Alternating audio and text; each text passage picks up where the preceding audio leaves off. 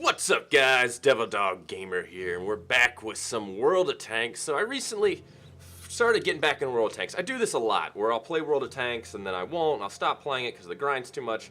But recently I started getting back into it, and I started doing the German heavy tank line. We're working on it. And right now we're doing gameplay with the Luva, which is a premium. But the reason I got to the Luva is because I was starting to do the VK30P, which is a medium tank that leads to the Tiger P, which is a heavy tank. So the VK30P sucks. I hate it so much. It's the worst tank ever. And I was like, fuck that. There's no point training this crew because they're just going to go to a heavy tank right after this, and they're going to be worthless. So I said, let me get the Luva. It's a premium tank. It recently got, like, you know, buffed up a lot. Everybody sings its praises, and I can train the crew, get some free XP and stuff. So I started been using the Luva. And the cool thing about the Luva is its turret is indestructible. The turret can literally take a beating and nobody can penetrate it, and it's fucking hilarious. It is so funny.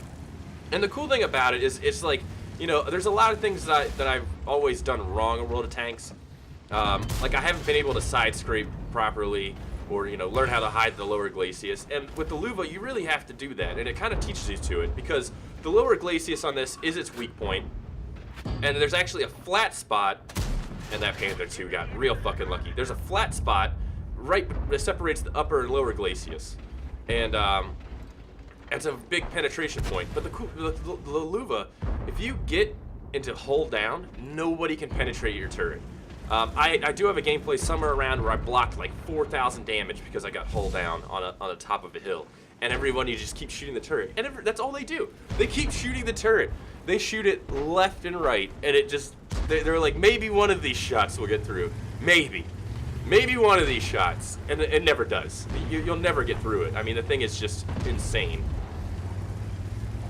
But I'm starting to fall back in love with World of Tanks. Sure, there's some RNG problems. Artie is still fucking pain in the ass, but if you get into a match like this where there's no Artie, it's glorious as fuck. It is just absolutely glorious. And of course, I didn't penetrate that, but I mean, this thing's gun's fucking awesome, and it's nice to kind of teach you, you know, how to play a heavy tank. And of course, I'm doing shit wrong. I always do shit wrong. That poor T-150 never fucking saw shit. And then the Comet over there, still not even able to penetrate me. I mean, this thing is just beastly as shit. I fucking love it. I just love bouncing. There's something about World of Tanks that's so satisfying about bouncing shit. And that T-29 is probably gonna fucking get me. Oh, bounce. I mean, this thing's just awesome. It's just the bounce king. Here it is, the start of the match, and it's already 1,300 damage bounced. I mean, this thing's fucking awesome. It's just something so satisfying about it. But yeah, my goal is to get through the heavy tank and get the VK100, which is basically a mouse chassis with a Tiger 2 turret on it, the Porsche turret. And I think that's fucking awesome. That's what I really want to get to, because I've seen a few matches with the VK100 where that thing, if it's matchmaked properly, just absolutely dominates the world, and it's just awesome. And I don't know what I thought I was gonna penetrate through that lower glacis on a super Pershing with fucking Panther armor bolted onto it. But hey, you know, you never know. And then, you know, the biggest thing I've seen with this thing is, you know, at the moment, I have my crews learning repair, because the biggest issue is it's slow, and that makes it an arty target. And the problem is, everybody just goes for your tracks, and you're just a sitting duck for arty. And you know, one of the other things is, a lot of people say you got to play this as a sniper tank, but I think after the buff it received, it's pretty much on par with not being a sniper tank, but just being a frontline brawler. I mean, you can get up in the front line and bounce some shit and spot. I mean, I get a ton of spotting damage each round and just push forward. And as long as you get hull down or hide the lower glacis or side scrape, you're golden. I mean, you're not gonna die. You're not gonna have any issues. But I just feel like that's what you can use it for. Poor AT8. Had no chance whatsoever. And yeah, like I'm really enjoying World of Tanks again. Like I really, really am. I'm starting to learn a bit more about it. Things that I don't know. I went in there just way too stupid, and you know, would just trudge in and just put myself in a really bad position. But I'm slowly learning where I need to go. You know, how I need to position my tank, what I should fight, what I shouldn't. Because this tank's, you can fight tier 9s. And I get into matches with tier 10s too, and you can fight tier 10s if you want, but you better load that APCR or you're fucked. And even the turret bounces tier 10 stuff, which is ridiculous. I mean, that's insane. This thing bounces tier 10 sometimes.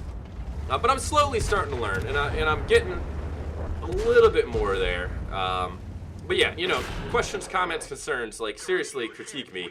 Let me learn, teach me a little bit more how to play. You know, I think I do need to, like I said, I need to get the repairs, because as you can see, like my repairs, I'm getting critically damaged here, and it's taking a hot minute to repair a lot of my shit. But the reverse speed is pretty shit too. It also goes to the point where you feel like you're playing a Panther, just because the reverse speed is absolute garbage. But I still think it's just an awesome tank, and it's a great tank to learn with, especially for heavy tanks, because you really get punished if you don't hide, you know, your weak bits, but the rest of the tank can really just shrug off a lot of shit. Now basically here, I didn't know how this is going to go. The UDES 03 is a badass Swedish tank destroyer, and that thing can pen me easily. I think even if I side scrape, it'll still be able to pen me. So I don't really want to fuck around with it too much. The Hellcat, I'm not too worried about, but the UDES, I am. You know, that's one of those things, the Swedish tanks you don't fuck around with. You know, everyone looks at these Swedish tank destroyers and they're like, no, don't fuck with them. They will fuck your shit up pretty hard.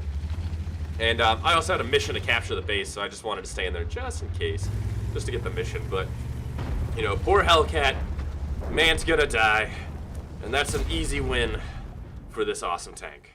So the Luva is definitely a heavy tank that I think it teaches you how to be a heavy tank. But, you know, like I said, that the lower glacis and this little flat piece right here between the two is its weakest link.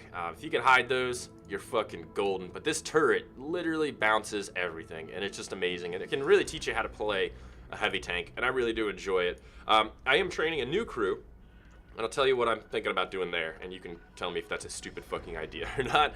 But I switched over to the Tiger P. The gun on the Tiger P, I unlocked the 88. It's good, but the armor on it is just crap. It really, really, really does suck. So it takes some getting used to, and not to mention the commander's cupola is just terrible for taking hits. Like, it really, really is. But, you know, it seems like a good tank to kind of teach you how to really hide yourself, as you got a lot to hide on this tank. But what I'm thinking of doing is I got a second crew up. I'm actually thinking of, because I'm going to work towards the VK100P, which is just awesome. I mean, this thing is nasty looking, just absolutely nasty. And I think this would be an awesome, awesome heavy tank to roll towards the mouse, because it goes to the mouse, it goes to the Mauschen, and then over to the mouse. So I think this would be a good tank to teach me how to play the mouse, a way to learn a bit while just being dominant at its tier. But what I'm thinking of doing is, after I get the VK100 unlocked, work on the Tiger 1 and use that second crew that I'm using, that I'm training up at the moment, get into the Tiger 1, drop to the Tiger 2, E75, and E100. So work my way towards the E100 also, which is just another close range brawler, and I feel like might be a really cool tank to try out. But at the moment, I mean, we're a long, long way off, a very long way off. But there's just so many routes we could go. I mean, I could go from the Tiger P to the Ferdinand, up here to the E100, which is just another beastly tank destroyer. But this is all in due time. I would like to stick with the heavier route, because I don't want to change my play style too much. I was working on the TDs. I don't know if I'm going to keep working on the TDs or not. Maybe. I don't know. I had a lot of fun with the Hetzer. The Stug 3 I'm not having any fun with. So it just seems kind of like a waste. But I don't know. I definitely am going to go the VK100 route. I know it sucks until you get the 12.8, which is just an amazing, amazing gun. So you're going to have to grind a little farther because stock, this thing is just horrible. But I feel like this might be a cool move, and it might help me enjoy a little bit of World of Tanks if the grind doesn't kill me first. But I don't know. Let me know in the comments below how you guys feel about this course of action works, if I'm doing stuff wrong, if I need to learn something else.